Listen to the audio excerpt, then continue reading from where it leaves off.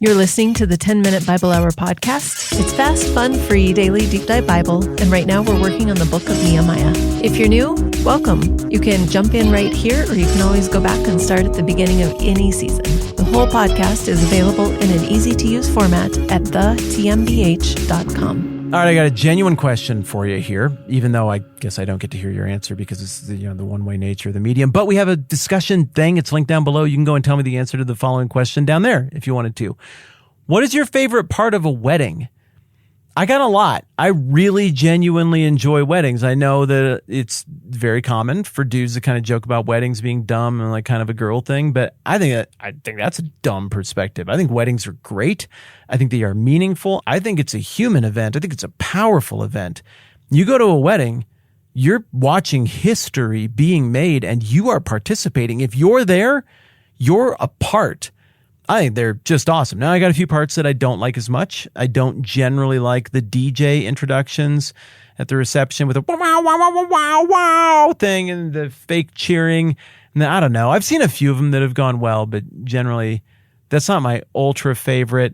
There's a few things that are maybe a little bit cheesy, but also anything that's cheesy and overdone is kind of a rite of passage, right? You can give people a pass for that stuff. I mean, if you go to Mount Rushmore as much as I do, every time you walk up, you see a group of people sticking their fingers up George Washington's nose. Like, yep, there that is again. There's like 100 people in front of me, and all of them have their pointer finger up and they're giggling. Like, I get it. Probably people who live in Pisa are like, yeah, there. Yep, you're holding up that tower again. Look at that. It's leaning. This is crazy.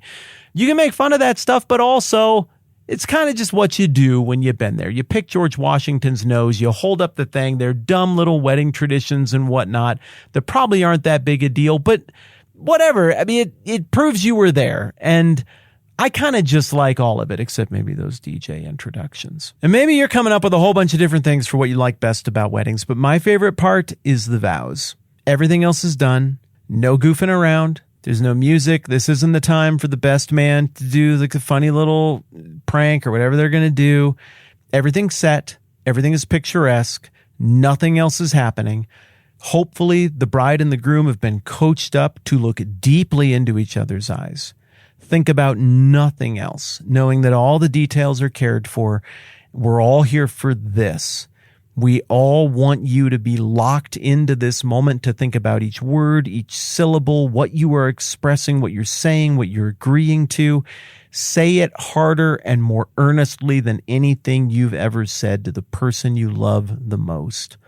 I adore watching that moment. I just adore it. Like I said before, when you are witness to somebody's wedding vows, you are witness to history. I think it's a beautiful moment. It's okay if you like other stuff too. I would love to hear, once again, whatever it is that you think is the best stuff about weddings. But the vow part is the part that we're getting into right now in Nehemiah chapter 10. As we've discussed, as we liken this ratification of the covenant ceremony that's happening in Nehemiah 10 to a modern wedding, we got the part where all the people, all the dignitaries and participants are seated. That's verses 1 through 27. I sang that to you a few days ago. It's a long list of people. The governor comes in and is honored because of his role and who he is and what he's done.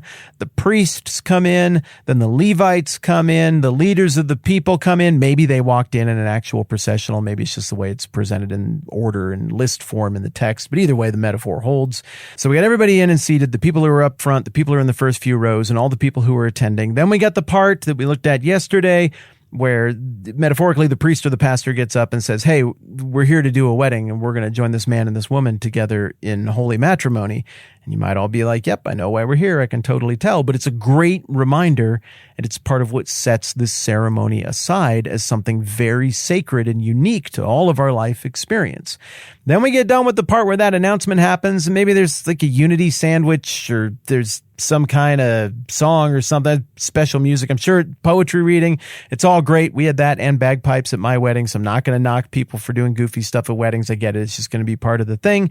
But then we get to what for me is the main event, and those are the vows and the substance of the vows, distraction-free. These are the terms of the covenant.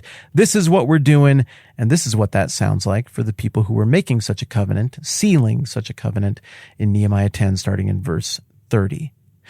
We promise not to give our daughters in marriage to the peoples around us or take their daughters for our sons. Isn't that interesting that the first thing on the list of this covenant that I've been comparing to a modern marriage covenant is something about marriage? Yeah, I think it probably lines up for a whole lot of good reasons. But as much as anything, the reason this one is right at the beginning of this renewal of the covenant, this ratification of the covenant, is because this is what they've been getting wrong. And they all just assented in Nehemiah chapter 9 that this is what they've been getting wrong. We went and we chased after other values, other cultures that are not rooted in you, the one true God. And we either tried to mingle their gods who are fake with you, God, who have demonstrated yourself to be real, or we just abandoned you altogether and joined their weird sex cult. And we're sorry, it didn't go well. Now we find ourselves in slavery. We know this is our fault, and that you have merely kept to the terms of the covenant that exists. The curses and the oaths, you're just doing what you said you would do. You've been faithful and steady in that. We have been faithless. So because they get that, they put this one right at the front. Nehemiah and Ezra both have huge chunks of their books that are dedicated to sorting out this particular problem.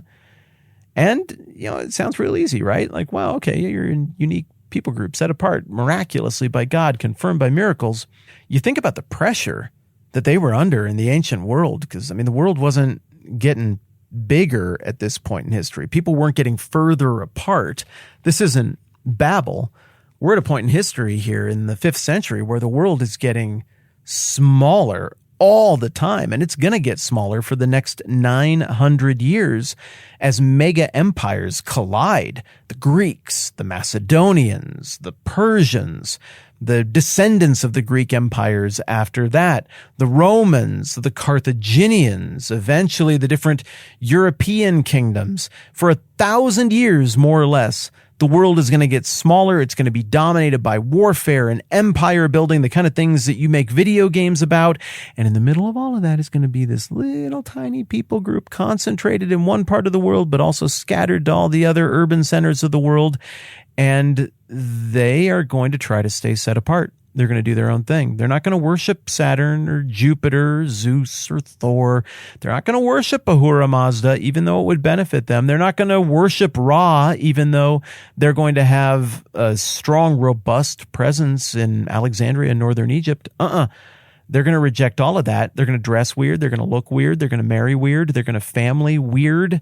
And all of that starts with marrying within their own people group. That's the first part of the vow that they make here. As I mentioned yesterday, that is very foreign and very strange to the modern mind, but entirely sensible if we take into account what this story has been, this very unique story for this very unique people with very unique circumstances. So that's kind of a big one. You just eliminated basically 99.9% of the global population for people you could marry, and we're only one sentence into these covenant vows. Let's see what else we got. When the neighboring peoples bring merchandise or grain to sell on the Sabbath, this is verse 31, we will not buy from them on the Sabbath or on any holy day.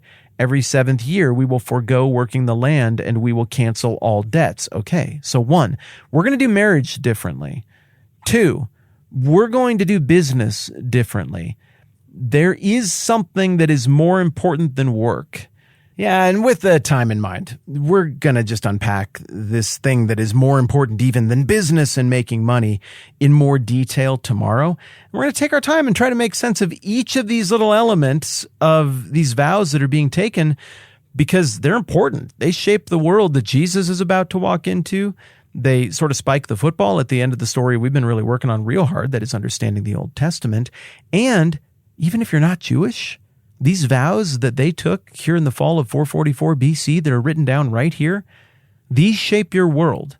These vows are actively affecting your life and have for your whole life, whether you ever took these vows yourself or not. Once again, over the last couple of days, I've heard from more of you who got the packets in the mail, the Galatians notebook for next season, the Nehemiah sticker, and thank you for the nice feedback on that. I'm sending those out because I want to say thank you, so hopefully that is coming through.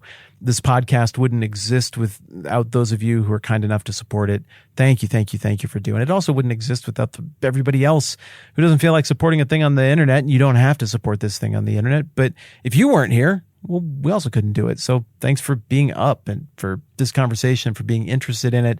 Once again, if for whatever reason you didn't get everything that was supposed to be in that packet, please let me know, the tmbh@gmail.com, and we will always make sure that you have got all the stuff that you were supposed to get because we want you to have it. All right.